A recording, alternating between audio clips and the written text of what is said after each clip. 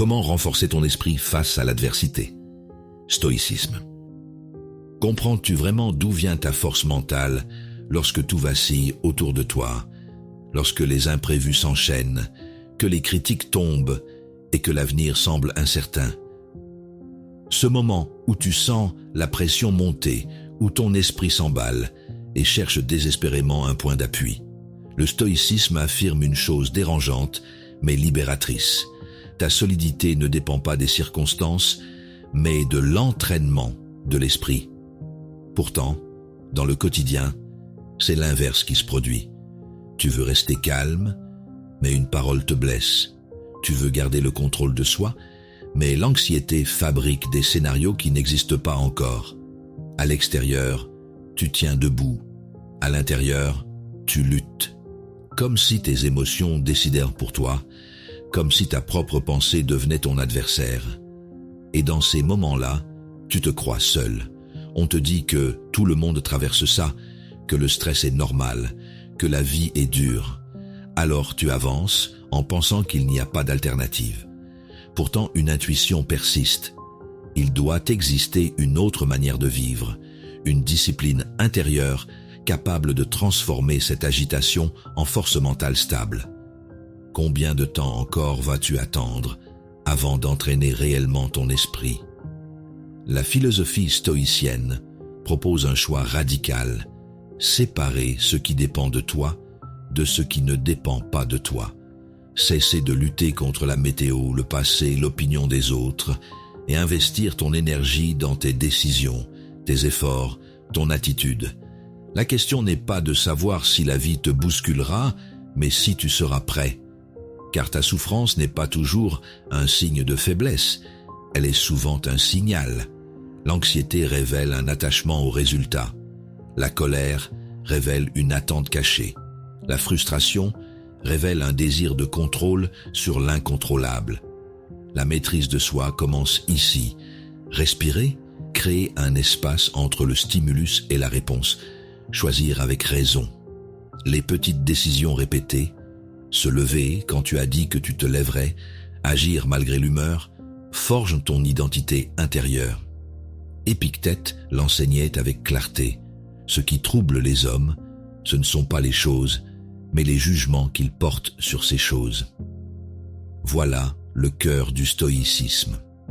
Sur le stoïcisme révélé, nous explorons cette sagesse pratique pour t'aider à développer une résilience réelle, une discipline quotidienne, une force qui ne dépend ni des alliés ni des circonstances, mais de ton caractère. Si ce que tu entends résonne en toi, abonne-toi à notre chaîne Le Stoïcisme Révélé. Laisse-nous un like sous cette vidéo et partage en commentaire la décision que tu prends aujourd'hui pour renforcer ton esprit. Partage aussi cette vidéo à quelqu'un qui traverse une épreuve et a besoin de retrouver son axe. Ta transformation commence par un choix clair, et ce choix peut naître ici. Penchons-nous sur le premier principe. Lâche ce que tu ne contrôles pas. Tu veux tout prévoir, tout maîtriser, mais plus tu t'y accroches, plus ton esprit s'épuise. Cet instinct de contrôle total te piège et détruit peu à peu ta paix intérieure. L'entraînement de l'esprit commence justement là. Savoir distinguer ce qui dépend de toi de ce qui t'échappe. La philosophie stoïcienne pose une question directe. Que gagnes-tu vraiment à lutter contre ce que tu ne peux pas changer? Au travail, tu présentes un projet dans lequel tu crois profondément. Pourtant, ton supérieur reste froid, distrait, presque indifférent. Ton cœur se serre, tes pensées s'emballent. Qu'ai-je fait de mal? Tu sens la colère monter et la peur s'insinuer, mélange de frustration et d'impuissance. Marc Aurèle affirmait « La tranquillité vient lorsque nous cessons de nous inquiéter de ce que disent ou font les autres. » Ces mots rappellent une vérité simple. Ton pouvoir réel s'arrête à ton intention et à tes actes. L'opinion d'autrui appartient à autrui. Cette lucidité stoïcienne libère une énergie nouvelle, celle que tu réinvestis dans ton propre jugement, plutôt que dans la réaction du monde. Reconnaître cette limite n'est pas une faiblesse, c'est un signe de maturité intérieure. Tu peux ressentir la déception sans t'y noyer. Tu peux observer ta frustration sans la laisser diriger tes décisions. C'est dans cette distance consciente que naît la véritable force intérieure.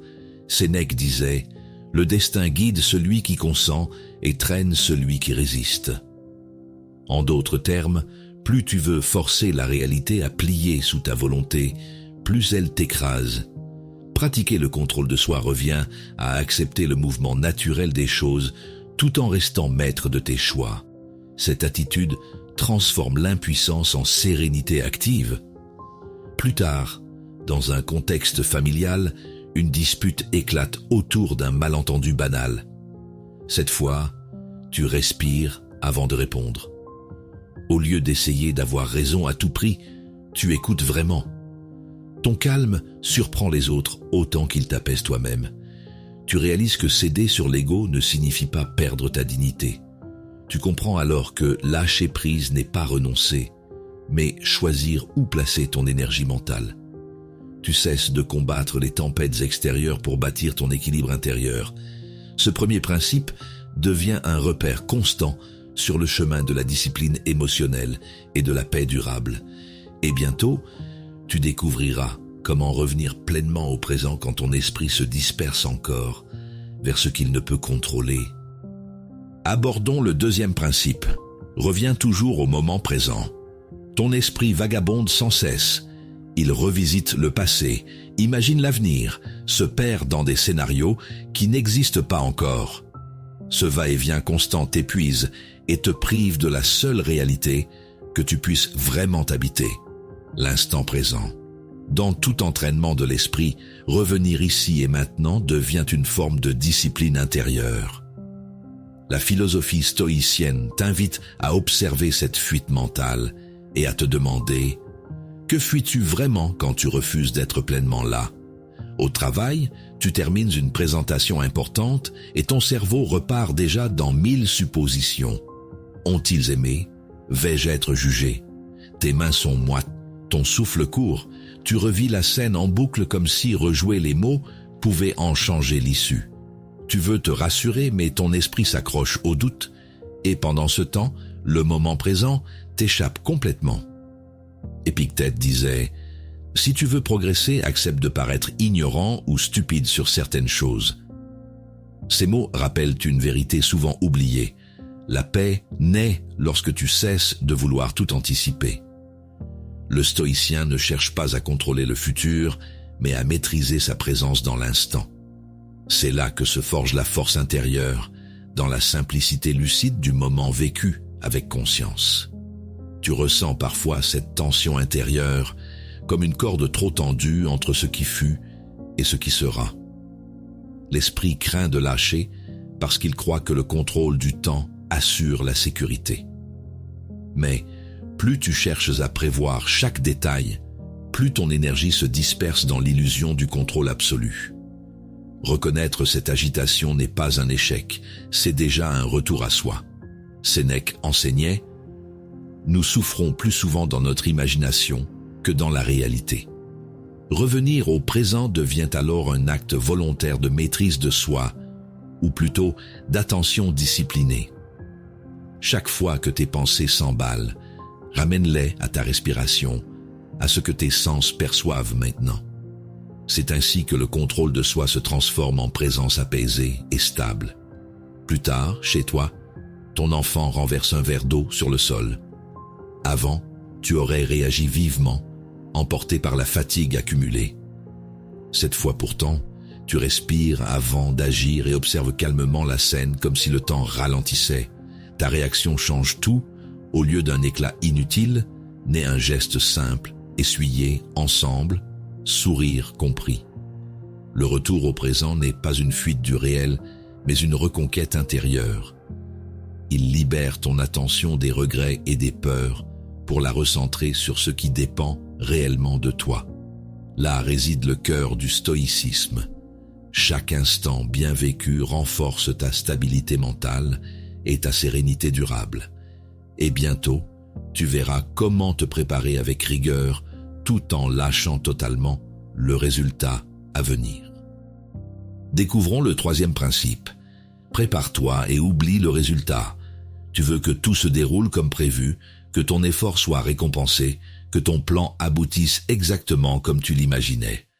Pourtant, cette attente t'enchaîne plus sûrement que l'échec lui-même. Dans tout entraînement de l'esprit, la clé n'est pas de garantir le succès, mais d'apprendre à agir sans dépendre du fruit de l'action. La philosophie stoïcienne te pose une question simple. Es-tu prêt à donner ton meilleur, même si le monde ne t'applaudit pas? Au travail, tu t'es préparé depuis des semaines pour un entretien décisif. Tu connais tes arguments, tu as répété chaque phrase, mais dès la première question inattendue, ton esprit se fige. Ton cœur bat plus vite. Ta voix tremble légèrement.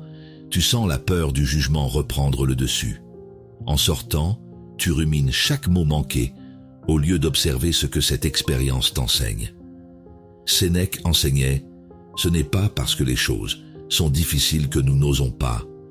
C'est parce que nous n'osons pas qu'elles sont difficiles. » Ces mots rappellent que la véritable préparation est intérieure. Elle ne vise pas à éliminer toute incertitude, mais à fortifier ton calme face à elle. Ce que tu entraînes réellement, c'est ta capacité à rester droit quand le sol semble bouger sous tes pieds. L'enjeu n'est pas la perfection du geste, mais la stabilité de l'esprit qui agit avec lucidité. Tu ressens souvent ce tiraillement entre confiance et crainte du résultat. Tu veux bien faire, mais une part de toi redoute toujours le verdict final. Reconnaître cette tension sans s'y soumettre devient un acte de maturité émotionnelle. C'est là que naît la vraie force intérieure, dans ce moment où tu continues malgré l'incertitude. Marc Aurèle affirmait « Fais ce qu'exige la nature de ton être et accepte ce qui vient comme il vient ». Cette phrase ouvre une voie pratique, préparer avec discipline, puis lâcher prise avec sagesse. Le contrôle de soi consiste alors à concentrer ton énergie sur l'effort présent plutôt que sur son issue incertaine. La maîtrise de soi n'est plus une lutte contre le hasard, mais un accord profond avec ce qui est. Plus tard, dans un cadre familial, ton adolescent rentre avec une mauvaise note malgré ses révisions sérieuses. Tu pourrais lui reprocher son manque d'attention ou sa méthode imparfaite, mais tu choisis une autre voie, celle d'honorer l'effort plutôt que le résultat. Ton attitude calme et juste transforme cet échec en apprentissage partagé. Oublier le résultat ne signifie pas se désintéresser du but, mais préserver sa paix intérieure face à l'imprévisible. C'est ainsi que s'entretient la force mentale durable, par une préparation rigoureuse alliée à une liberté d'esprit totale sur les conséquences. Le stoïcisme ne promet pas la réussite externe, il enseigne comment demeurer solide quand tout vacille autour de toi. Et bientôt, tu découvriras comment affiner encore cette posture en choisissant consciemment ta réaction face aux événements eux-mêmes. Observons le quatrième principe. Tu choisis toujours ta réaction. Quand tout semble t'échapper, il reste une liberté absolue, celle de ta réponse intérieure. Le stoïcisme rappelle que même dans la tourmente, tu peux exercer un entraînement de l'esprit pour garder ton axe. La vraie force mentale ne se mesure pas à ce que tu subis, mais à la manière dont tu décides d'y répondre. La question stoïcienne devient alors: veux-tu être esclave de tes émotions ou maître de toi-même? Au travail, un collègue te critique devant d'autres sans raison valable. Ton visage chauffe, ton cœur s'accélère, les mots montent à tes lèvres comme une vague prête à déferler. Tout ton corps réclame justice immédiate. Tu sens cette tension entre l'impulsion et la retenue. Ce court instant devient un champ d'entraînement, invisible pour ton contrôle de soi. Épictète expliquait « Il n'est pas en notre pouvoir d'éviter les insultes, mais il dépend de nous de ne pas en être blessés. » Ces mots dévoilent une vérité tranchante. L'offense n'existe que si tu lui accordes ton assentiment intérieur. La philosophie stoïcienne ne nie pas la douleur du moment. Elle t'apprend simplement à ne pas la laisser décider pour toi. Ce basculement mental transforme une provocation en occasion de maîtrise. Tu as le droit d'être touché, mais non d'être dominé par cette émotion brute. Reconnaître ta colère sentie abandonnée est déjà un acte de discipline intérieure. Cette lucidité calme agit comme un espace respirable au milieu du tumulte. Elle te rend libre, là où beaucoup deviennent réactifs. C'est dans cet intervalle entre stimulus et réponse que naît ta puissance réelle. Marc Aurèle enseignait « La meilleure vengeance est de ne pas ressembler à celui qui t'a offensé ». Cette phrase invite à choisir la dignité plutôt que le réflexe. L'entraînement mental consiste ici à transformer la réaction instinctive en décision consciente, à faire du contrôle personnel une habitude noble. Tu apprends ainsi à convertir chaque heure extérieure en progression intérieure. Plus tard, dans un contexte familial, ton enfant casse accidentellement un objet auquel tu tenais beaucoup. Tu sens la colère prête à jaillir, mais cette fois tu t'arrêtes net. Tu respires profondément et observes ton trouble sans y céder. Au lieu du reproche impulsif, sort une phrase apaisée « Ce n'est qu'un objet ». Ta réaction différente change tout. Le calme remplace la honte et la relation se renforce. Choisir ta réaction n'est pas nier ce que tu ressens. C'est décider ce que tu veux nourrir en toi. Chaque fois que tu fais ce choix conscient, ta stabilité grandit et ton esprit s'endurcit contre les secousses extérieures. C'est ainsi que la maîtrise de soi devient naturelle et que ta discipline forge ton caractère durablement solide. Et bientôt, nous verrons comment les plus petites actions quotidiennes construisent précisément cette identité intérieure stable et forte. Étudions le 5e principe. Tes petites actions créent ton caractère. La constance de ton esprit ne se forge pas dans les grandes batailles, mais dans les choix minuscules que tu répètes chaque jour. Ce n'est pas l'ampleur de tes gestes qui façonne ta solidité intérieure, mais leur régularité silencieuse.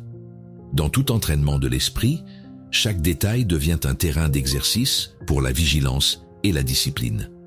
La philosophie stoïcienne te demande « Que fais-tu lorsque personne ne te regarde ?» Au travail, tu repousses sans cesse cette tâche que tu trouves insignifiante. Tu te dis qu'elle peut attendre, qu'elle n'a pas d'impact réel. Pourtant, à force de céder à cette paresse subtile, tu sens ton énergie se diluer et ta rigueur s'effriter. Ce n'est pas la tâche en soi qui t'affaiblit, mais la répétition du renoncement. Sénèque affirmait « Ce n'est pas en un jour que nous tombons dans le vice, mais par de petites concessions successives. » Ces mots dévoilent une loi simple. Ce que tu tolères devient ce que tu deviens. En négligeant une promesse faite à toi-même, même minime, tu fragilises le socle de ta confiance intérieure. Le stoïcisme enseigne ainsi que la véritable maîtrise de soi naît du respect quotidien de tes décisions. Aussi modestes soient-elles, tu ressens parfois cette lutte discrète entre confort immédiat et cohérence profonde. Ton esprit cherche des excuses pour différer l'effort. Il justifie l'abandon au nom du repos ou de la fatigue. Mais au fond, tu sais que ces micro-fuites sapent ta force mentale plus sûrement qu'une grande épreuve. L'honnêteté avec toi-même devient alors ton premier entraînement intérieur. Épictète disait « Aucun homme n'est libre s'il n'est pas maître de lui-même ». Cette phrase trace la voie pratique. Chaque petit acte conscient renforce ton contrôle sur toi-même. Choisir d'accomplir ce qui est juste plutôt que ce qui est facile nourrit une discipline durable et une stabilité intérieure réelle. C'est ainsi que l'exercice quotidien du contrôle personnel transforme peu à peu ton tempérament en force tranquille. Plus tard chez toi, tu remarques ta tendance à laisser traîner certaines paroles blessantes envers un proche sous prétexte d'humour. Cette fois-ci, tu décides d'agir différemment. Un mot d'excuse sincère remplace le sarcasme machinal. Ce geste minuscule allège l'atmosphère et t'ancre dans une forme nouvelle de courage calme, celle de réparer sans orgueil. Chaque petite action devient alors une brique invisible dans la construction de ton caractère. La solidité ne se décrète pas, Elle se cultive à travers ces gestes répétés qui témoignent de ton alignement intérieur. Ainsi, s'élève peu à peu une identité stable fondée sur la lucidité et la constance, et c'est cette même cohérence silencieuse qui préparera le terrain pour le prochain principe.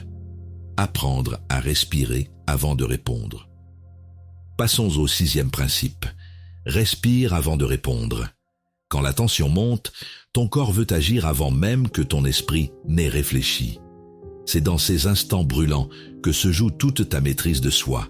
L'entraînement de l'esprit consiste justement à créer une pause consciente, là où d'autres explosent. Le stoïcien se demande alors, suis-je esclave de mes réflexes ou gardien de ma raison? Au travail, une remarque sèche d'un collègue t'atteint en plein cœur. Tu sens la chaleur monter à ton visage, tes poings se crispent et les mots durs affluent à la porte de ta bouche. Pendant une seconde, tout en toi réclame riposte immédiate. C'est exactement ce moment qu'un esprit discipliné apprend à apprivoiser. Sénèque affirmait « La colère, si elle n'est pas retenue, est souvent plus nuisible que l'injure qui l'a provoquée. » Ces mots rappellent que la vraie force mentale ne se prouve pas dans le cri, mais dans le silence choisi. La philosophie stoïcienne enseigne que respirer avant de réagir, c'est reprendre possession de ton propre espace intérieur. Ce souffle conscient désamorce le feu et te rend à nouveau maître de ta direction. Reconnaître cette impulsion n'est pas un échec, c'est une lucidité rare. Tu observes la vague émotionnelle sentie noyer. Tu sens qu'elle passe, comme toute chose. En cultivant cette distance bienveillante envers toi-même, tu transformes le tumulte en apprentissage. La paix n'est pas absence de réaction, mais qualité du discernement qui précède l'action. Marc Aurèle disait « Ce n'est pas celui qui s'abstient d'agir qui est fort, mais celui qui agit avec mesure. » Ainsi, chaque respiration devient un acte de contrôle personnel, un rappel silencieux que tu choisis ton attitude et non tes impulsions. Ce geste simple installe une discipline intérieure durable, celle de répondre avec justesse plutôt que par instinct défensif. C'est le socle même d'une liberté mentale solide. Plus tard, chez toi avec ta famille, ton enfant te répond sèchement après une journée difficile. Tu ressens la piqûre immédiate du manque de respect et ton ancienne habitude voudrait répliquer sur le champ. Mais cette fois-ci, tu inspires profondément et restes silencieux quelques secondes avant de parler calmement. Ton ton apaisé transforme la scène entière. La tension fond et le dialogue renaît. Respirer avant de répondre devient alors plus qu'une technique. C'est une manière d'exister alignée avec tes valeurs profondes. Chaque pause choisie renforce ton ancrage intérieur et clarifie ton jugement.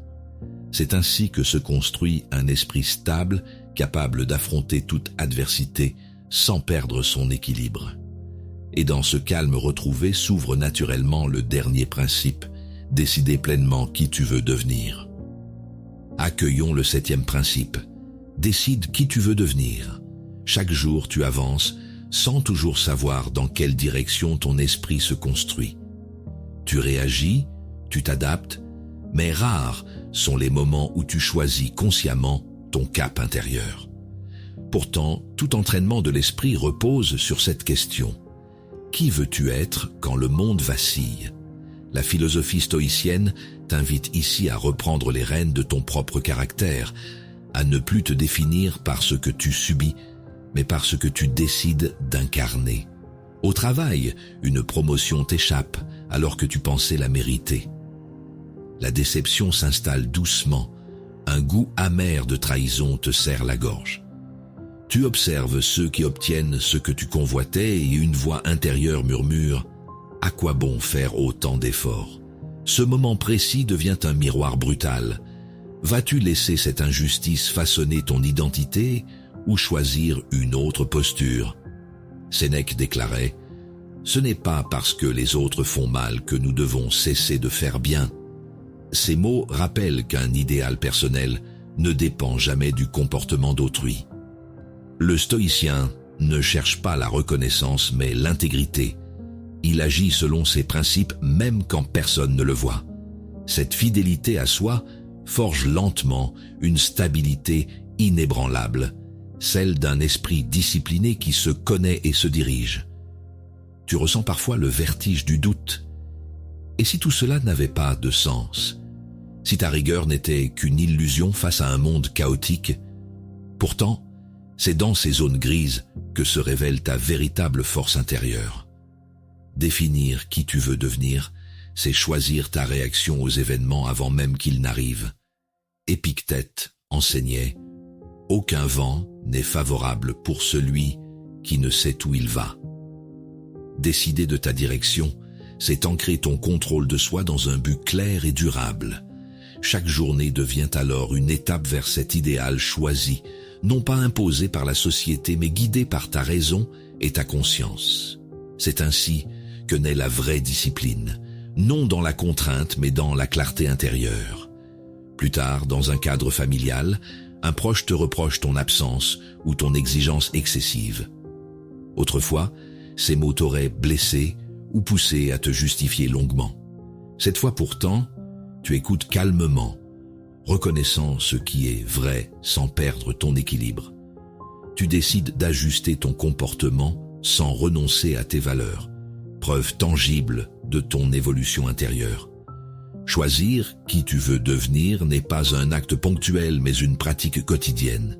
C'est t'engager à bâtir une cohérence entre tes pensées, tes paroles et tes gestes. Ainsi se clôt ce parcours stoïcien. Chaque principe t'a ramené vers toi-même pour forger une paix stable au milieu du chaos. Et désormais, c'est à toi de poursuivre ce chemin avec lucidité, constance et courage silencieux. Sur ce chemin, tu as traversé les fondations du stoïcisme avec lucidité. Apprendre à distinguer ce qui dépend de toi, revenir au présent, agir sans t'attacher aux résultats, choisir ta réaction, bâtir ton caractère par la constance, respirer avant de répondre et décider enfin qui tu veux devenir. Chacune de ces étapes a renforcé ta force mentale et affiné ta maîtrise de soi. Tu as découvert que la véritable discipline n'est pas contrainte, mais discernement. Orienter ton esprit vers ce qui est en ton pouvoir et accepter le reste avec sérénité. Dans cette clarté se trouve la liberté intérieure que rien ne peut troubler, pas même les vents contraires du monde extérieur. Désormais, une nouvelle réalité s'ouvre, celle d'un esprit stable, ancré dans la présence et libre des illusions du contrôle total. Marc Aurèle écrivait « L'obstacle sur le chemin devient le chemin ». Cette phrase résume toute la philosophie stoïcienne. Chaque difficulté devient un terrain d'entraînement mental et un appel à la vertu. En cultivant le détachement face aux circonstances, tu découvres une paix intérieure durable, née du contrôle de soi et de la discipline quotidienne. La force intérieure ne réside plus dans la résistance pure, mais dans l'accord lucide entre ton jugement et la réalité telle qu'elle est. Si cette voix résonne en toi, rejoins notre communauté sur le stoïcisme révélé. Abonne-toi pour poursuivre cet entraînement de l'esprit avec d'autres chercheurs de sagesse. Chaque like ou commentaire n'est pas simple interaction, mais acte de bienveillance envers ceux qui marchent sur le même sentier de maîtrise et d'équilibre intérieur. Ensemble, nous faisons vivre cette école moderne où la philosophie stoïcienne devient pratique vivante, une discipline partagée pour apprendre à développer la résilience mentale et la maîtrise des pensées face aux difficultés quotidiennes. Souviens-toi, la sagesse n'est pas un sommet à atteindre, mais un pas répété chaque jour dans la bonne direction. Continue d'exercer ton esprit comme on forge une lame tranquille, car celui qui se connaît vraiment ne craint plus les tempêtes du monde.